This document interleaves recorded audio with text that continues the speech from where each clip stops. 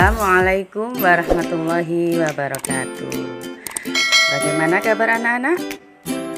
Baik dan sehat bukan? Alhamdulillah, hari ini bisa jumpa lagi dengan Ustazah Zainab untuk belajar PKN mesti lewat daring. Tetap semangat ya anak-anak yang Ustazah Zainab banggakan. Kali ini kita akan kembali melanjutkan materi pelajaran tentang hak dan kewajiban. Dan hari ini kita akan belajar tentang hak dan kewajiban di rumah. Tujuan dari pelajaran hari ini adalah agar kalian semuanya mengetahui, memahami tentang hak dan kewajiban di rumah, serta kalian semuanya bisa mengaplikasikannya tentang hak dan kewajiban tersebut di rumah kalian masing-masing. Nah, ayo sekarang kita mulai pelajarannya ya. Kita mulai dengan baca basmalah bersama-sama. Bismillahirrahmanirrahim. Hak dan kewajiban anak di rumah. Anak-anak, kemarin kita sudah mengawali pelajaran kita tentang hak dan kewajiban. Hak dan kewajiban itu ada banyak macamnya, tergantung kita berada di mana dan kita sebagai apa. Sebagai anak kita punya hak dan kewajiban di rumah. Sementara sebagai pelajar kita punya hak dan kewajiban di sekolah. Orang tua kita punya hak dan kewajiban di rumah dan di tempat kerjanya. Ustadz dan ustadzah juga punya hak dan kewajiban di rumah dan di sekolah. Nah, sekarang ini kita memang tidak bisa berangkat dan belajar di sekolah karena mengikuti himbauan pemerintah untuk belajar di rumah secara mandiri. Sudah beberapa bulan ini kita belajar dari rumah. Namun begitu, kita harus tetap semangat dan tetap menerima hak dan kewajiban kita di rumah. Lalu, apa saja ya hak dan kewajiban kita di rumah? Ada beberapa hak yang harus kita dapatkan di rumah. 1. Mendapatkan makanan dan minuman. Makanan dan minuman adalah salah satu hak yang harus kita dapatkan saat kita berada di rumah.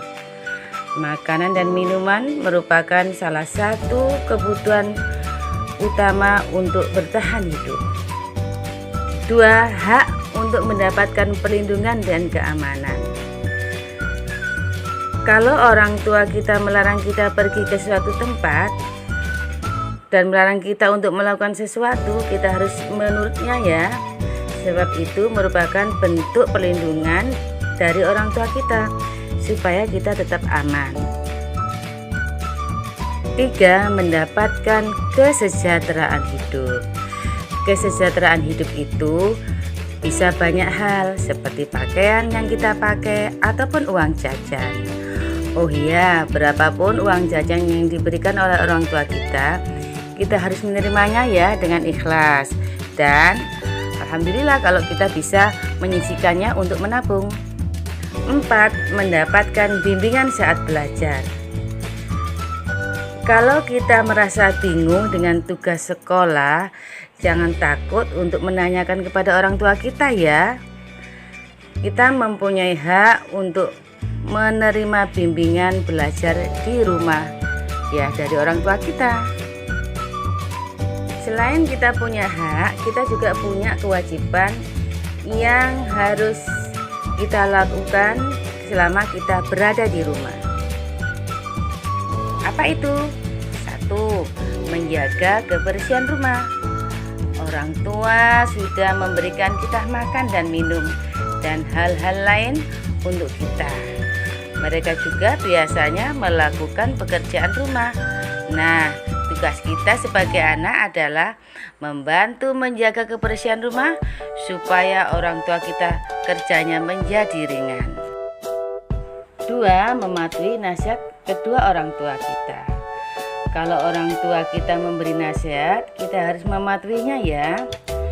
Bagaimanapun juga nasihat yang diberikan oleh orang tua kita itu pasti semuanya untuk kebaikan kita. menghormati, menghargai, dan menyayangi anggota keluarga. Anak-anak, kewajiban kita yang lain adalah menghormati, menghargai, dan menyayangi anggota keluarga kita. Tidak hanya orang tua, tetapi juga di situ ada siapa? Ada nenek, kakek, kakak, adik, sepupu, dan anggota keluarga yang lainnya. Semuanya harus kita sayangi. Nah, anak-anak, meskipun sekolah sekarang ini menerapkan program study from home atau belajar dari rumah, tapi kita tetap harus belajar dengan benar dan semangat ya. Kita harus mengerjakan materi-materi yang diberikan oleh ustadz-ustadzah dengan benar. Dan kita harus mengerjakan tugas-tugas seperti kita belajar di sekolah. Anak-anak, itu semua adalah hak dan kewajiban yang harus kita lakukan selama berada di rumah.